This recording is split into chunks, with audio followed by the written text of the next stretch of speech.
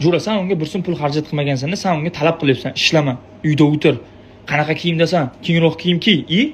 U seni tanimasdan oldin garderobida pomni to'g'ri kiyimlar bo'lgandir. U seni endi tanidi. Malades, sen mujiksan, dayusmassan, chesting bor. Unda boshqa kiyim yo'q, kengroq kiyim. Sen unga 10-15 ta kiyim olib ber, opchiq. Nima kerak, qanaqa narsa kerak, qanaqa kiyim xohlaysan, kengrog'idan olib berda, keyin ayt.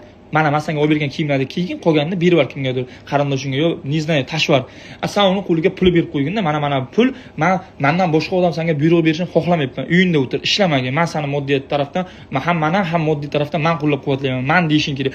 Sen na pul berding unga, na u olib chiqib 2 marta lavash bilan marojna olib berganing gapirmayapman. U qizni o'zi ham olib oladi. U qiz o'zi senga haq beradi u narsadan. Sen u ota-onasini qiynamay deb turib, yoshlikdan ishlab o'rgangan. U ota-onasini qiynamay uyimdagilardan pul olmay deb turib, sen unga na pul beryapsan, na kiyim olib beryapsan. Sen unga bir so'm xarajat qilmasdan, sen unga uni qil, buni qil debsan. U yarashmaydi. O'g'il bola desva bilan sevadi, desva bilan.